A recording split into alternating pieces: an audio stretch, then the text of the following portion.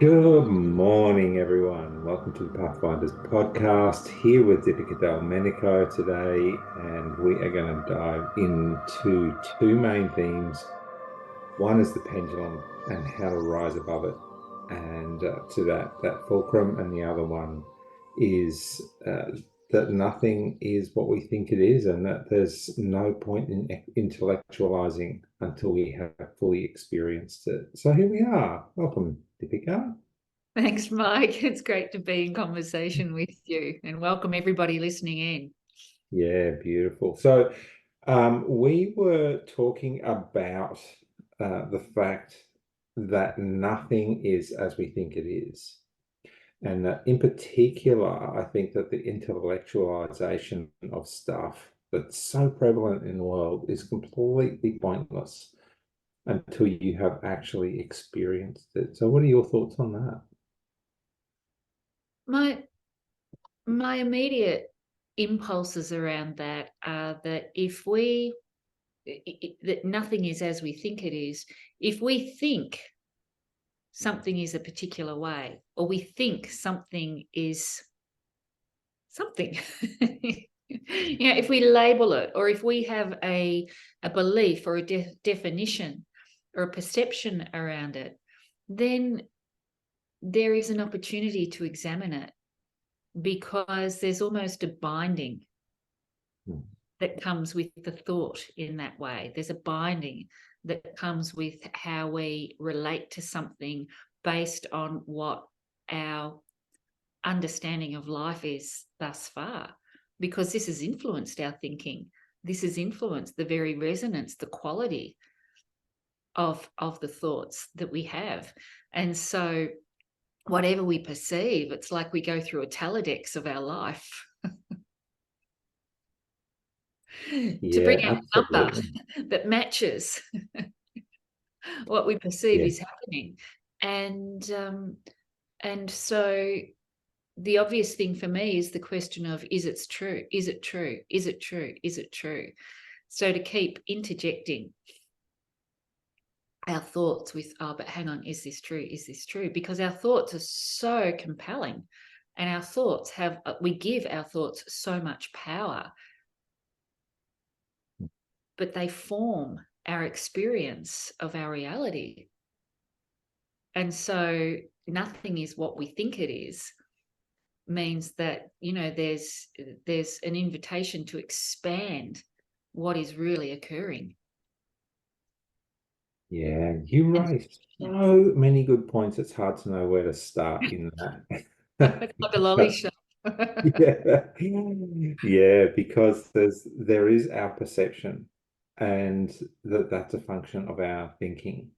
And to me, this is the essence of science, that we spend so much energy, so much life force trying to back up and support these scientific thoughts, these scientific beliefs, and call it science, and that everyone should be paying attention to that. And all it does is it keep underlines the point more and more that is just thoughts, and then we try and back up those thoughts, and we try and add our perceptions to those thoughts. And none of that, like all of that, is closing the introspection or the real examination down under the pretense of opening it up, but it's not opening it up. It's shutting it down to so that this is that, and this is that, and this is that. And I think the beauty of what you're saying, correct me if I'm wrong, Mhm. is that in experiencing things, we are opening things up. In finding what is real, it's much more of a sense, like from a shamanic perspective, it's much more of a sense of, okay, what is here, what else is here, what else is here, and finding ways to expand what you are perceiving. Completely. So there's um there's an overemphasis and I guess an overvaluing of thinking. But if we overvalue thinking, then we become habituated to living from our thoughts alone, with the possible neglect of all the living intelligence in all other parts of us and all our other sensory organs, including our intuition and our faculty of imagination, and including all the experiences that make no sense. And yet we have the experiences. So, can we be present with the experience and simply allow the experience to inform us, as opposed to having to intellectualize and make sense and understanding of what is happening? And we are trying to understand what is happening because we're trying to understand who we are and make sense of what the heck we're doing here in this body, in this life, in this world. But if we're thinking, and myself included, because I'm habituated to thinking and I have to watch my thoughts constantly, because if I'm trying to figure out my experiences from my head, then I'm not present. I'm not present to the real fullness of any experience on the spectrum of blissful, joyful, to incredibly painful, to terrifying, all of it. Yeah, what I love about that is that there is this habituation that you talk about of thinking, and then we find ways to underline that thinking, and we find ways to support that thinking, and et cetera, et cetera. And yet thinking is such a small part of who we are. It's such a small part of the fullness of who we are. And that there are aspects of who we are, what we are, our experience that don't make sense, that are, in inverted commas, imagination, or they're intellectual, they're intuitive, or do you know what I mean? That they are all aspects that cannot be scientifically defined. Not in And physical sciences. well, yeah, absolutely.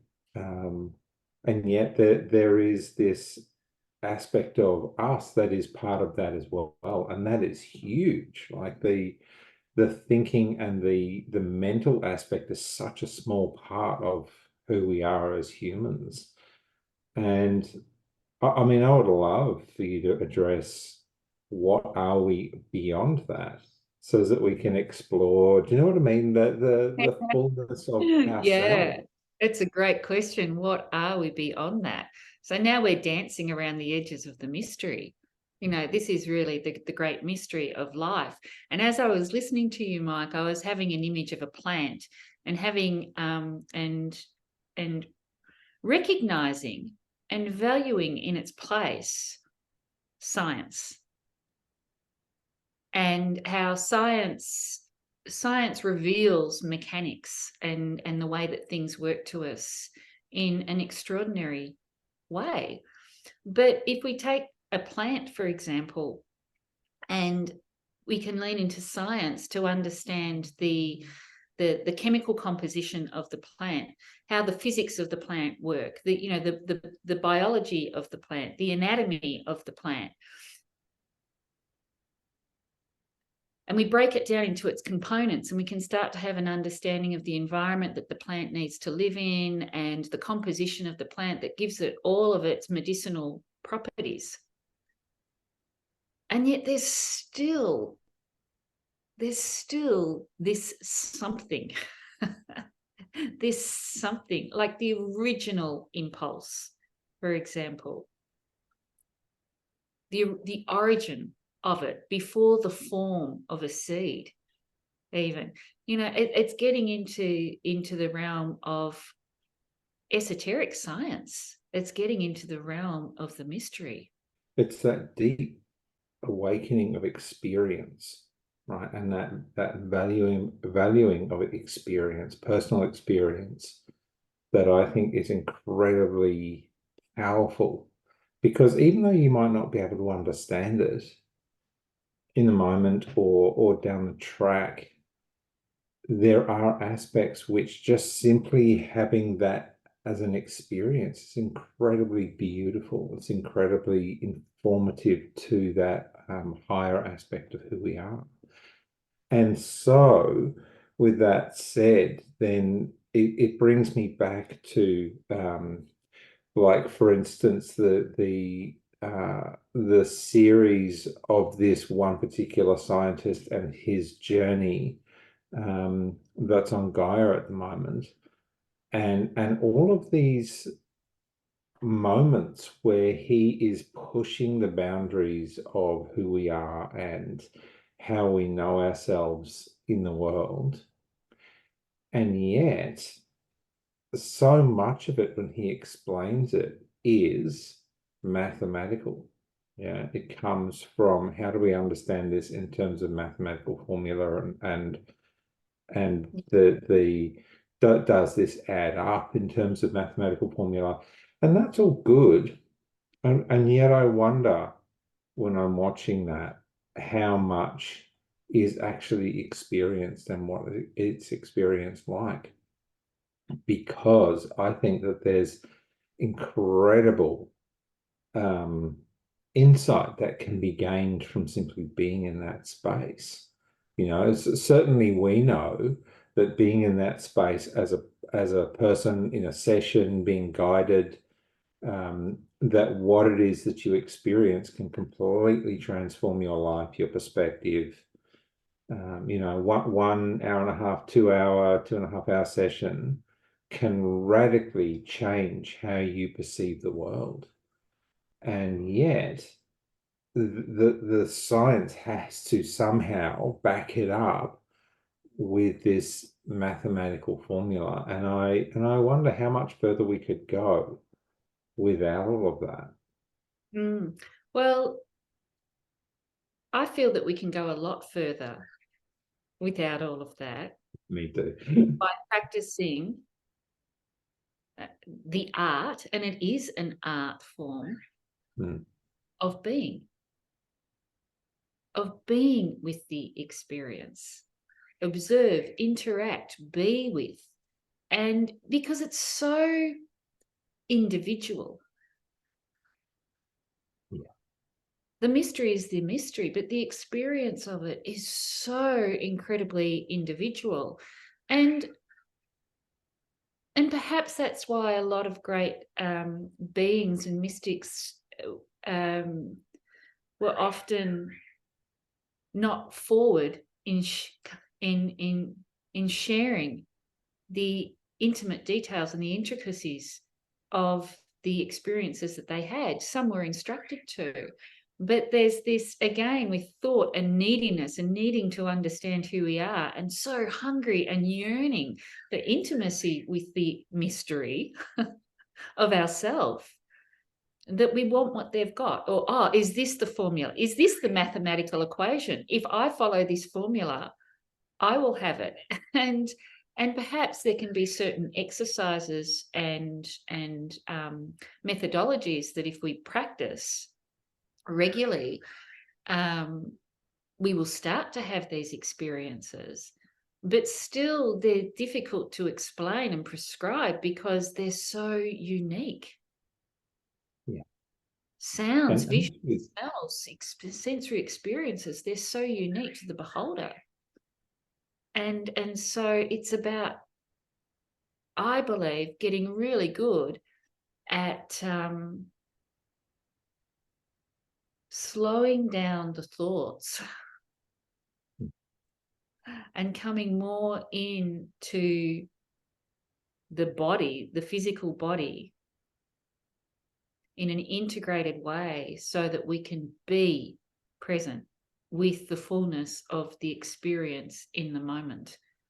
And then the mundane becomes the most profound and spiritual. The spiritual, the profound, the mystery can be experienced and known and had in the most mundane. And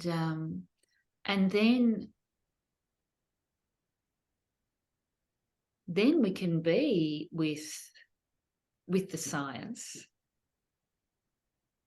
in a more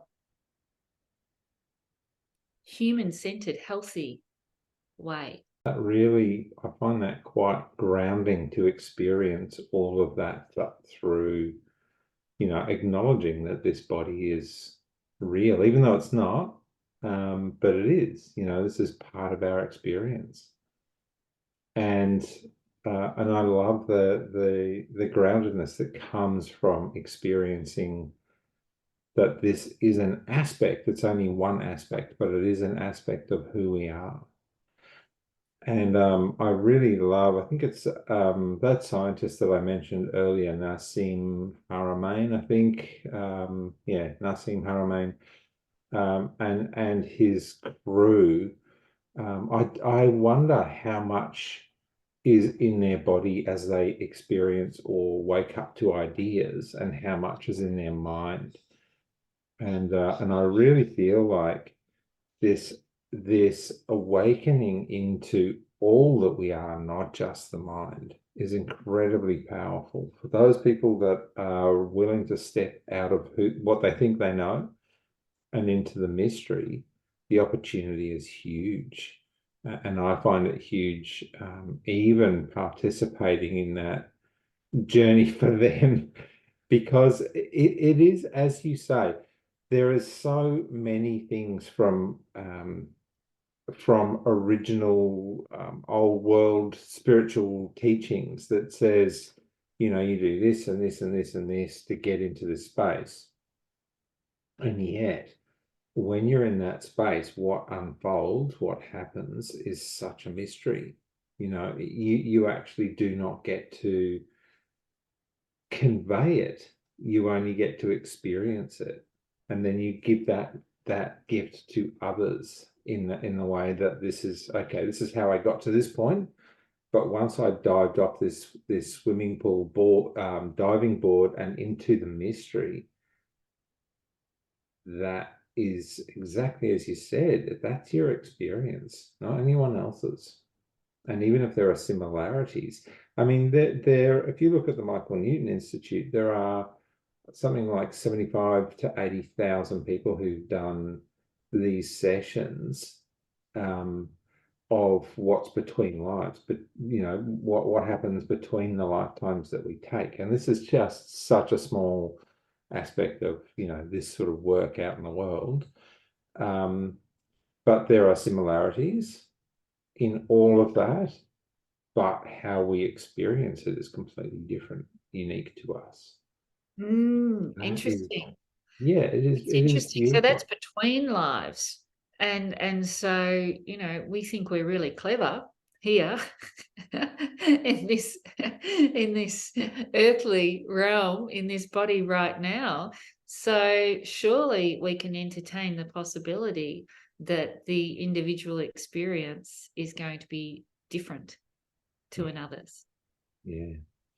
So my question with you is, if you look at the hermetic philosophy, and we have this, I mean, it's very metaphorical, but what they have is this pendulum, right? So you move in this space where you're moving in this lifetime from one end as poor to the other end as rich, but it's a pendulum, right? You can swing in any direction.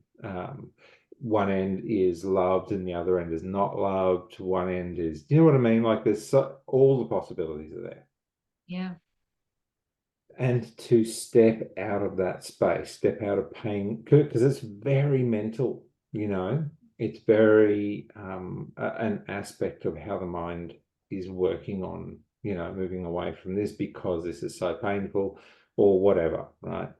And when we move into the space of that fulcrum, right, what do we really want that has no opposite?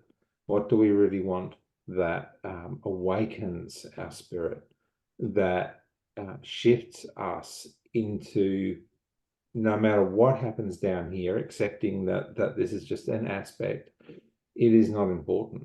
And when we're here, this is what we want. And all of this is kind of like forgotten or disregarded because this is so important.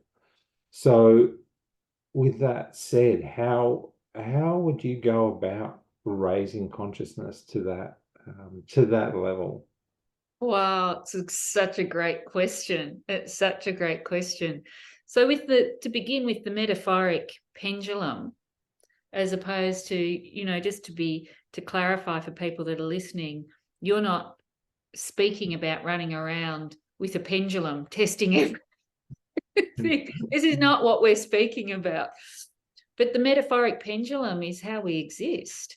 And it's because there are qualities that underpin everything in the universe. And in Ayurveda, or the Sanskrit word for that is the gunas. And the gunas are the different qualities. And guna, its closest translation is that which binds. So it is related to the mind, because it's the mind that binds us in our thought and perception, and the qualities of mind are what really bind us. And so with the pendulum, it's like the living dynamic of how these qualities move. And the qualities go from the inert, which we need. We wouldn't sleep if we didn't have inertia. We wouldn't get tired and go to sleep, and we have to sleep, for example. And we have to have form and structure and cohesiveness. And then there's the energy, the creative, the spark, the friction, the rajas, that which creates action and transforms and transmutes, that which drives. And then there's the sattvic quality, the higher quality, which is truth and light and purity and intelligence and love. And really, what we are striving for is that unity consciousness, is that moment of complete stillness, which is not so much it is in the pendulum, it's in everything, because we're talking about consciousness, but it's that full still point that almost sits above the pendulum, from which the pendulum can then exist and move. And so we're looking for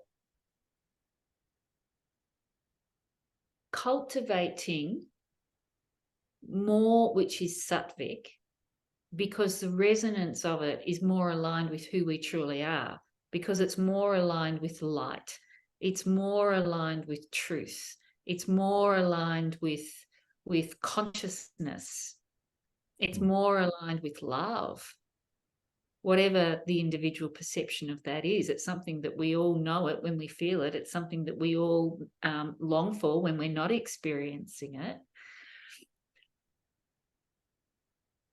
So that's what we're striving for and ever trying to cultivate more of, because that it's not that the other qualities don't exist, but in cultivating more of that, we become closer to being established in that still point, where